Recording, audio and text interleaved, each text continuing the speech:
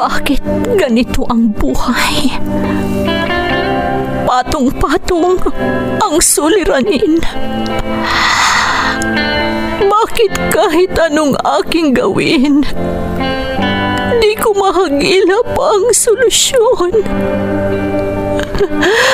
Bakit napakadilim ng mundo para sa akin?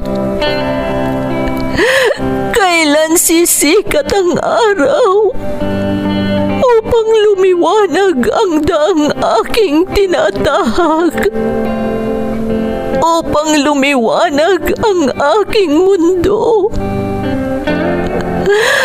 Bakit napakailap sa akin ng magandang kapalaran? Napipili ba ang dapat mabuhay ng matiwasay? Ang dapat lumigaya? Tao rin ako.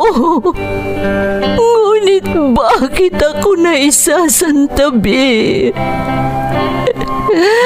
Bakit?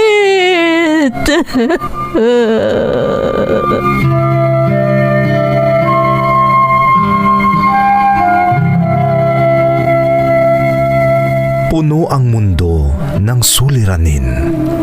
Ang solusyon, umaapaw din. Sa bawat pagpatak ng luha, katumbas nito ay ligaya. Sa tuwing sasapit ang gabi, darating ang bagong umaga. At sa tuwing tayo ay nadarapa, sa ating pagtingala, may malalakas na bisig na handang humatak sa ating muling pagtindig. Bakas ng lumipas.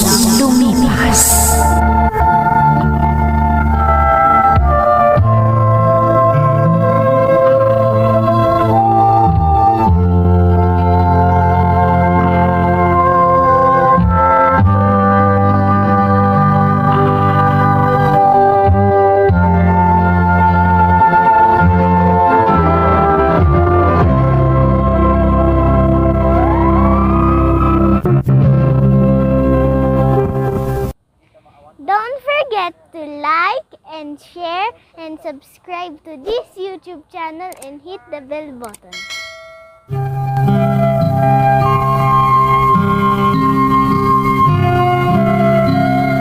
Magandang araw sa inyong lahat. Ang kwentong ating bibigyang buhay ngayon ay hango sa karanasang ipinadala ni Lyndon na nasa Canada. Ganito ang isinasaad ng kanyang liham. Dear Ate Emmy, itago mo na lamang ako sa pangalang Lyndon. Sa ngayon, narito ako sa Canada kasama ang buo kong pamilya. Aminado akong hindi ako dating nakikinig ng drama dahil hindi naman sa pagmamayabang may kaya kami sa buhay. Nasubukan ko lang makinig ng drama dito sa inyong YouTube channel dahil sa aking asawa. Hanggang sa nakasanayan na at nahikayat na rin akong mag-email sa inyo. Gaya nga ng sinabi ko, may kaya kami sa buhay dahil mayaman ang pinagmulan kong angkan. Pero ang nakakalungkot sabihin, kami ay broken family. 10 taong gulang pa lamang ako nung naghiwalay ang aking mga magulang dahil puro negosyo ang inaatupag ni Mama at nakatutok lamang sa pagpapalago ng kumpanya ang kanyang atensyon. Diyan nag-ugat ang aking hinanakit sa aking ina na taglay-taglay ko hanggang sa aking paglaki.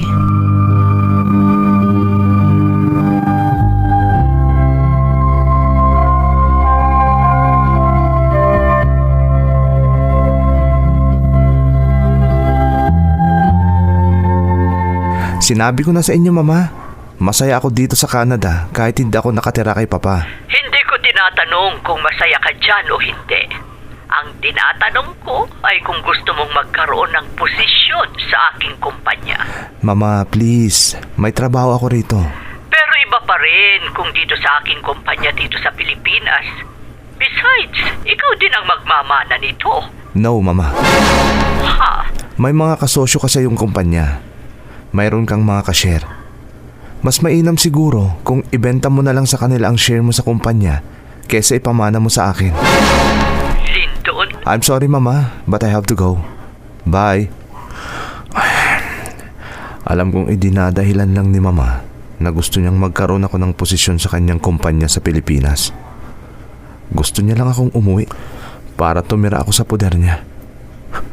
Masama ang loob ko kay Mama dahil mas pinili niyang palaguin ang kanyang negosyo kaysa sa amin ni Papa. Masama ang loob ko sa kanya.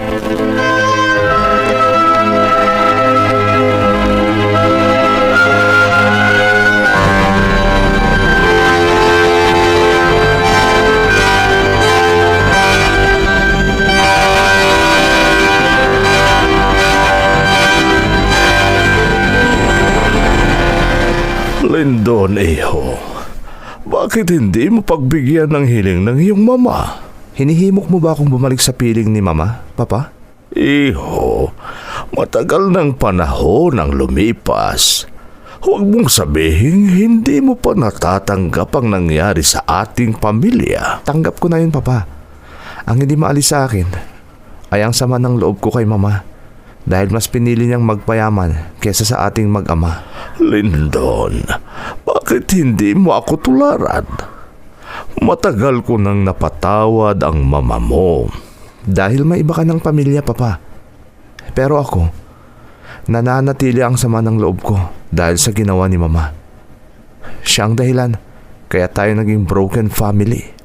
Anak, ginawa ko ang lahat para maipaunawa sa iyo na hindi mo dapat kasuklaman ang iyong ina. Pero hindi ko saklaw ang isip at damdamin mo. Ang tanging masasabi ko lang, matutunan mo sanang magpatawad, lalo pat siya ay iyong ina.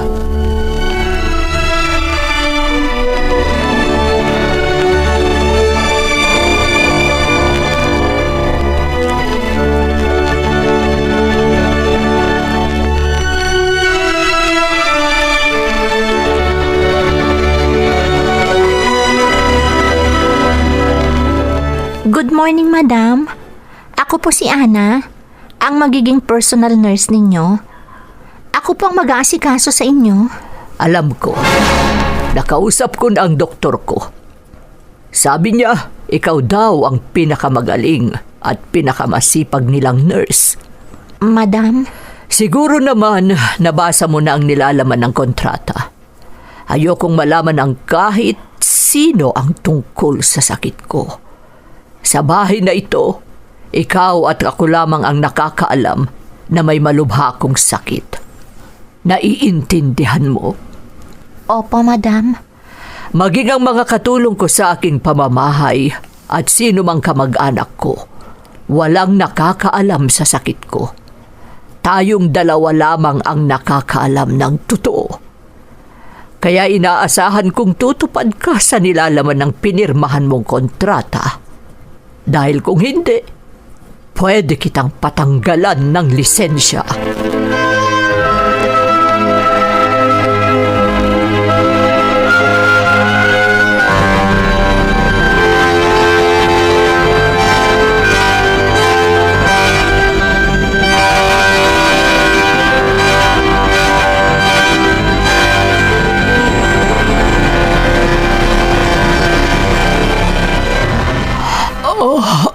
Ang sakit! Ang sakit! Sakit! Sandali lang, madam. Paiinumin ko kayo ng gamot. Sandali lang. Bilisan mo! Napakabobo mo!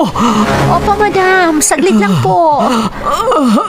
Nakikita mo na ngang nahihirapan na ako sa sakit, pero napakabagal mo pa rin kumilos. Wala ka palang silbi. Buwisit ka. Heto na po, madam. Sige na. Inumin niyo na po ang gamot.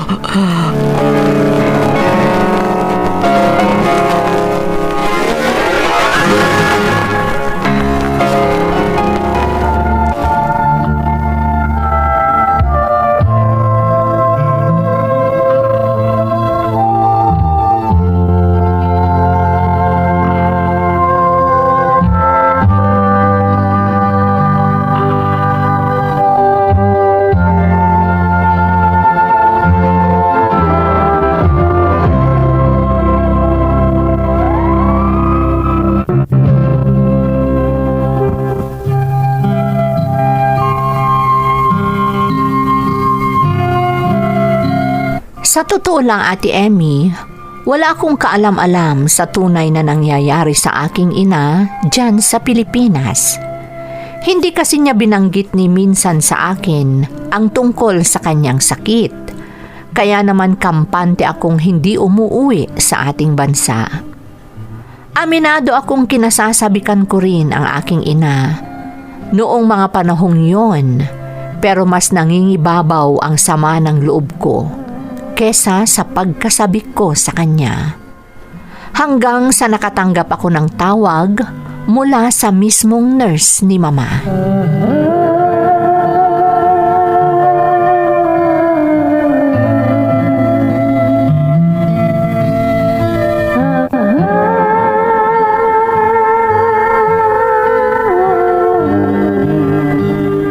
At bakit ka naman paniniwala ng mga sinasabi mo?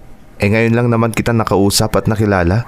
Sa cellphone pa. Hindi ko kayo pinipilit maniwala sa akin, Sir Lyndon. Pero kung makakauwi sana kayo, para mapatunayan yung totoo ang sinasabi ko tungkol sa inyong mama. Sir Lyndon, alam ko pong ikapapahamak ko ang pagtatapat ko sa inyo tungkol sa kalagayan ni Madam. Dahil may nilagdaan po akong kontrata. Pero hindi ko na po kayang tiisin ang nakikita kong kalagayan ng mama niyo. Lalo na kung sumusumpong ang sakit niya.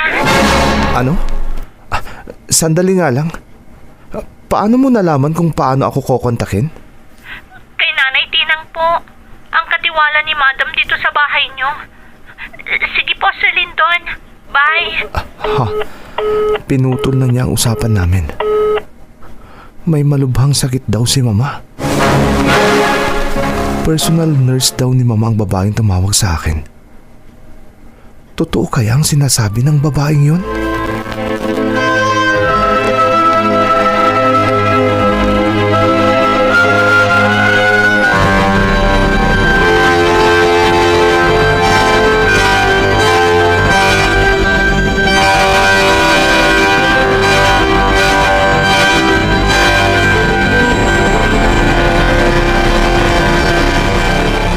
Iisa lang ang paraan para mapatunayan kung nagsasabi ng totoo ang sinasabi mong tumawag sa iyo, iho. Papa? Kung wala lang sana akong ibang pamilya, uuwi ako sa Pilipinas. Pero ayokong pagmulan ng away namin ng stepmother mo ang tungkol sa iyong mama. Sana'y naiintindihan mo yan, Lyndon. Papa? Bilang iyong ama, ako nang nagsasabi, umuwi ka, Lyndon. Kailangan ka ng mama mo. Kailangan mo siyang damayan para lumakas ang kanyang loob at mabigyan ng pag-asa para gumaling. Anak, nakikiusap ako sa iyo. Huwag ka sanang magpadala sa sama ng loob mo. Isipin mo sanang wala ka sa mundong ito kung hindi dahil sa kanya. Lagi mo sanang tatandaan yan.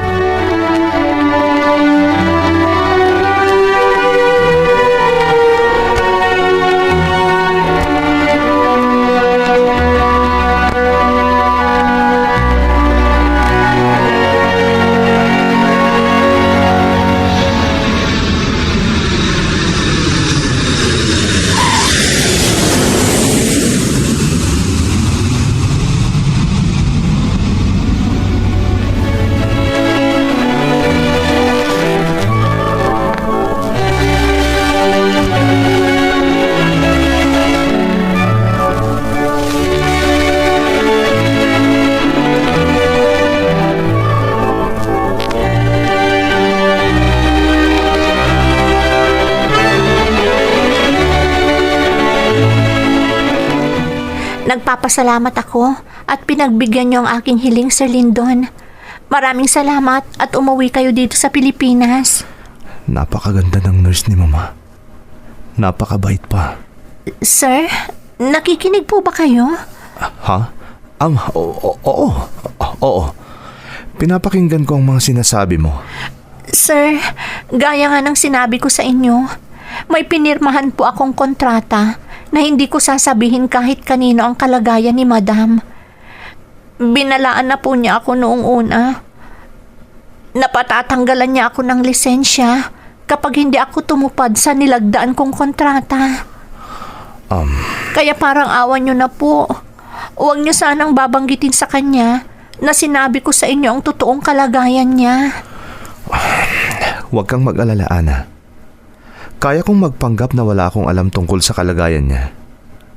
Palalabasin kong kaya ako umuwi ay dahil interesado ako sa inaalok niyang posisyon sa kumpanyang pinamamahalaan niya.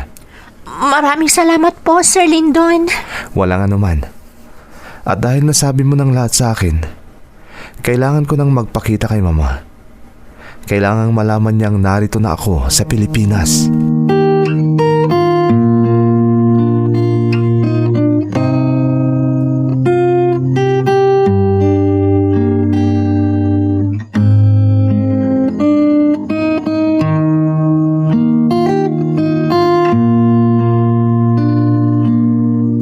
Mabuti naman at nakapag-isip-isip ka na, Lyndon.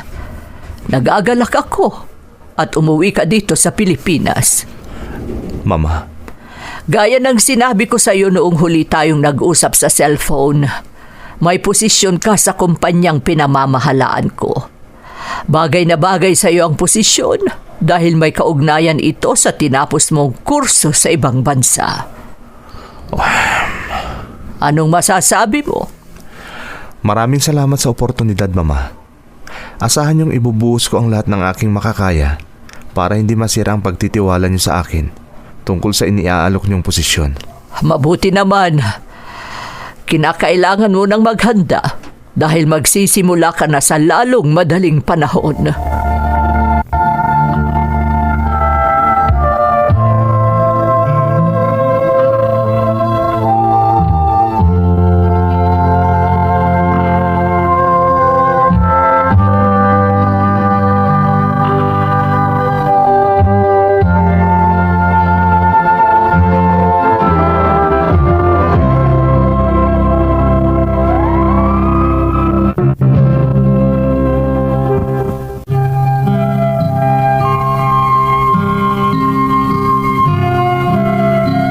Matapos ang matagal na panahong hindi kami nagkita ni Mama dahil nasa Canada nga ako, hindi ko man lang naramdamang kinasabikan ko ang aking ina, Ate Emmy.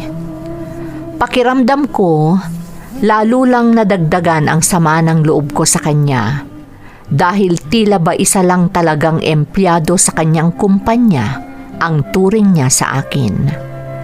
Pero marami pa pala talaga akong hindi nalalaman tungkol sa aking ina, Ate Emmy.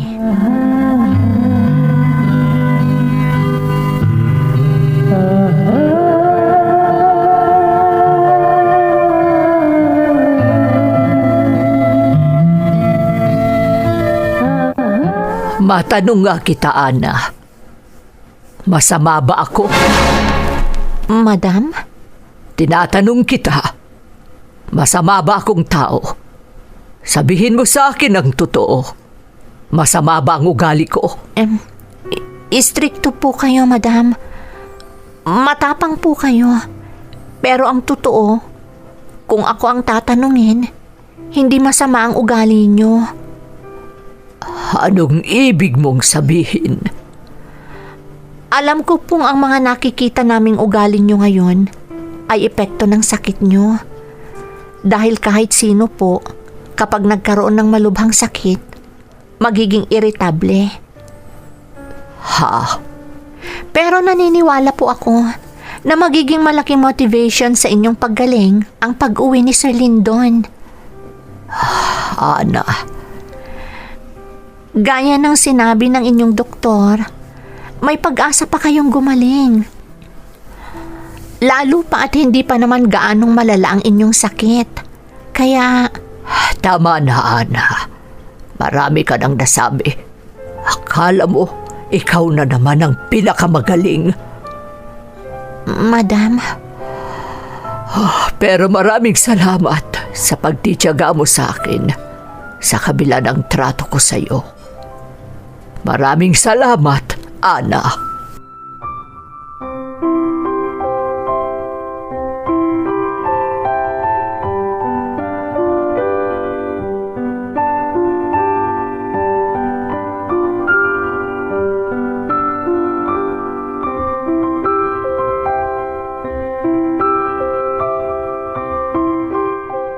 Gusto ko ang proposal mo para sa kumpanya. Talagang hindi ako nagkamali nang ialok ko sa iyo ang posisyon mo ngayon. Talaga bang empleyado lang ang tingin mo sa akin, Mama?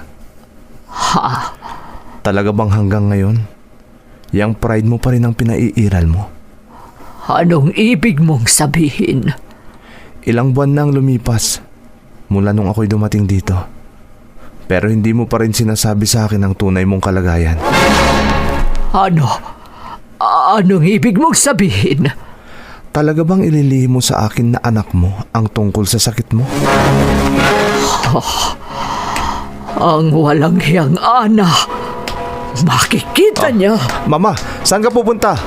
Mama!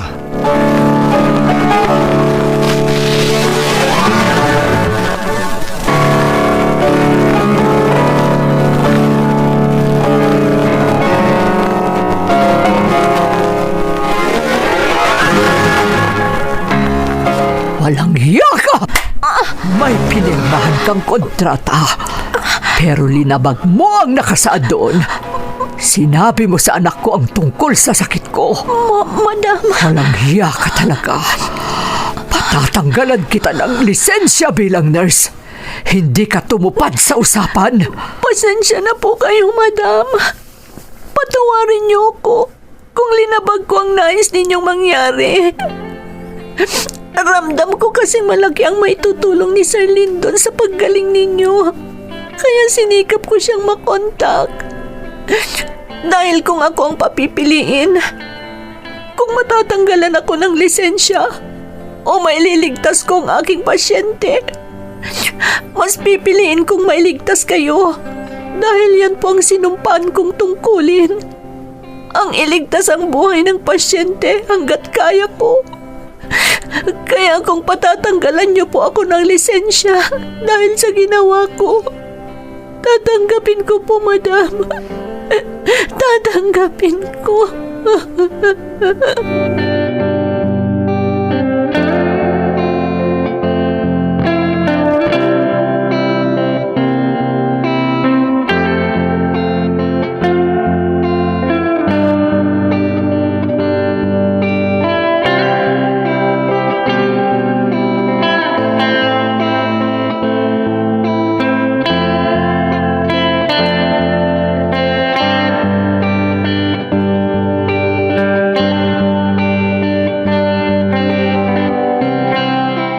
Ibig mong sabihin, Mama, itutuloy mo ang iyong banta laban kay Ana? Oo. Linamag niyang nakasaad sa kontrata. Dapat lang matanggalan siya ng lisensya. Talaga palang wala kang ipinagbago, Mama. Ha? Mali yata ang naging desisyon kong umuwi rito para makapiling ka. Mali ata ang inakala kong pagkatapos ng maraming taon, mararamdaman ko na rin sa wakas ang pagmamahal niyo bilang aking ina. Wala pala kayong ipinagbago, Mama. Lyndon? Noong nalaman ko kay Ana ang tungkol sa inyong sakit, sinikap kong umuwi para maalagaan ko kayo. Para makapiling ko kayo. Pero hanggang ngayon, iba pa rin pala ang pinapahalagaan ninyo. At dahil ganyan pa rin ang pinapakita niyong ugali, babalik na lang ako sa Canada at hindi niyo na ako makikita kailanman, Mama. Hindi niyo na ako makikita pa.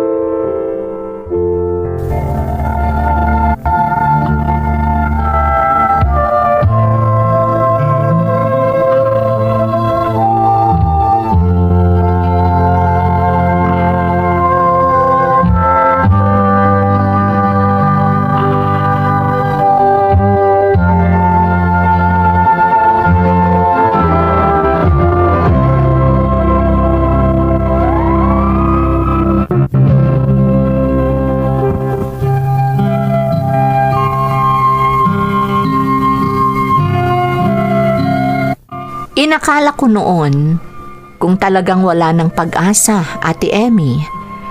Pero pagkasabi kong hindi na ako makikita ni Mama, Bigla niya akong niyakap at nag-iyakan na kaming mag-ina.